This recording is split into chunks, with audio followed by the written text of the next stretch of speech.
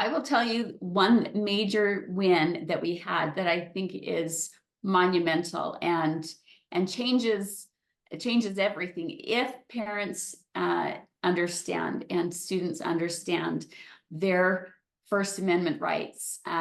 In our state constitution, we have a provision that says the rights of conscience shall never be infringed, and that religious toleration is guaranteed.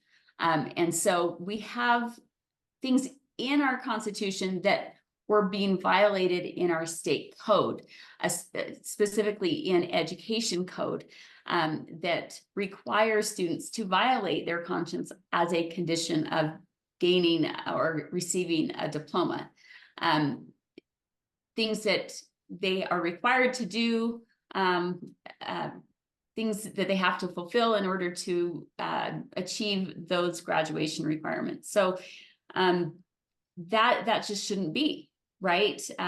If the rights of conscience shall never be infringed, never means never. And yet the education system does what it does very well in lots of areas, and they redefine things. In this case, they redefine never to mean sometimes. So if they get to define things, which is what policy and lawmakers do all the time, then the words that we typically think mean one thing may mean something very different in the system's realm. And so this is what most people don't understand, is this war on language, which is Marxism, right? There was a Chinese philosopher once that was asked, if he could change anything, to restore the culture, what would he do? And he said, I would restore language. I would restore the meaning of words, because there is not a consensus between the systems and the people as to what words mean. And so we worked on legislation that would restore the rights of conscience and religious freedom within for students in the education system, so that they could not be violated, meaning a student could simply refrain from participating in any aspect of school that violates their religious belief or rights of conscience, or the religious belief or rights of conscience of the parent, so that the school could no longer pit the parent and the child against each other, which is happening all the time. Now, the beauty of this bill is that it's not a bill that gave authority to the administrative state at the state board level to make administrative rules. There was nothing in it that told them they had to do anything. They tried, they wanted to insert themselves in there and redefine the law that passed, overwhelmingly passed with a veto-proof majority. They wanted to redefine it at the administrative rules level to mean what they wanted it to mean, so that they could continue to assault rights of conscience. But we were able to stop that. Really quick, before we move on, give me an example to make it really clear for people. What is an example of the schools violating the rights of consciousness? Just one specific example. I'm sure there's thousands you could choose from, but where that's happening has happened in the schools. What's one concrete?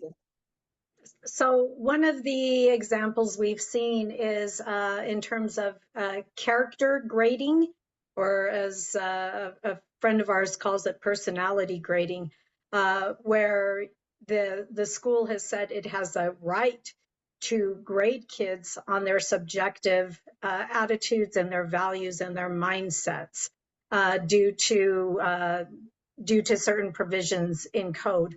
There's no provision in state code that says schools have the right to assess or assign a score to a student based on whether they have the right attitudes, values, or beliefs. And yet we've seen that happen in our schools.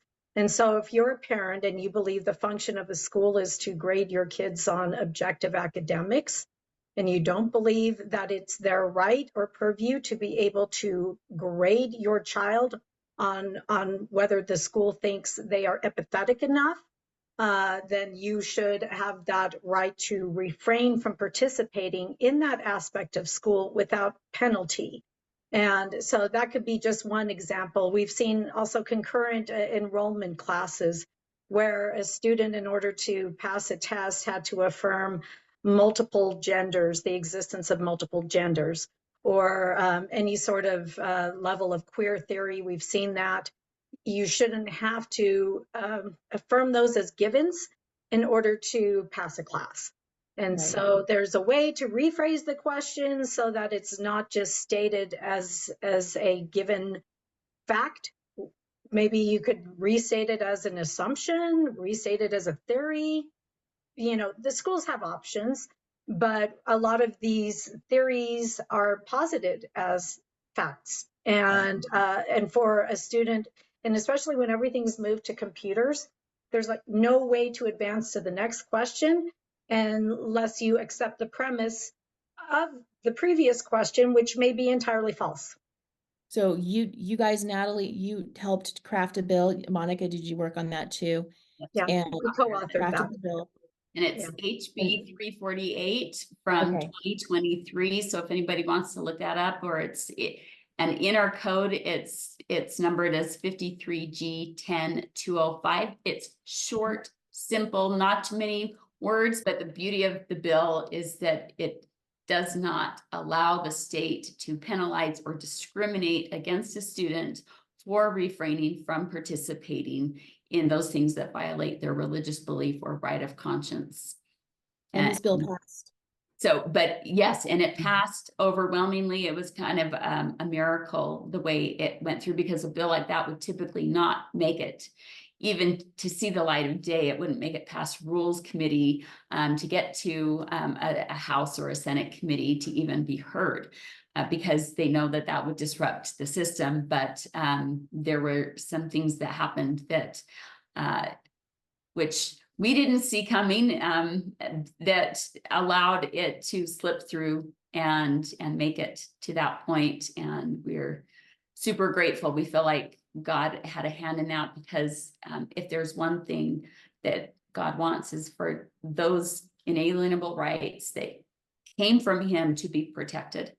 So we might not be able to fix, and in fact, we're going to have a really hard time fixing all of the other systems, the gears of the system that they have put in place.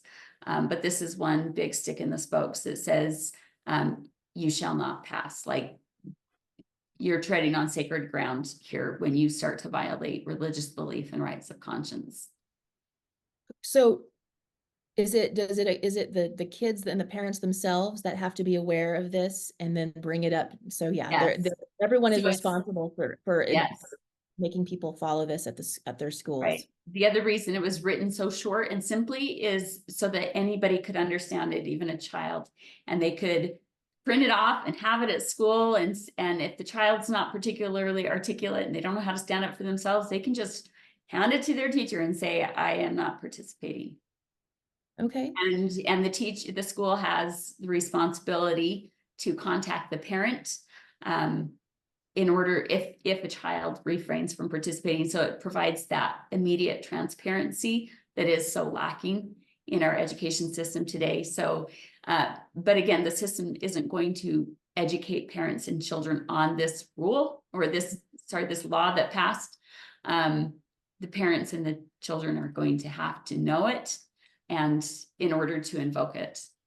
Yeah, Okay. and the parent serves as the check on the child. A lot of the objections are, oh, a child's going to say that doing math is against his religion or violates their conscience, something really stupid like that. And the biggest argument there is, well, that's a specious thing. That's not conscience. That's clearly preference at that point. However, there may be aspects of math where a kid will run into that will violate their conscience. Those aspects absolutely need to be addressed.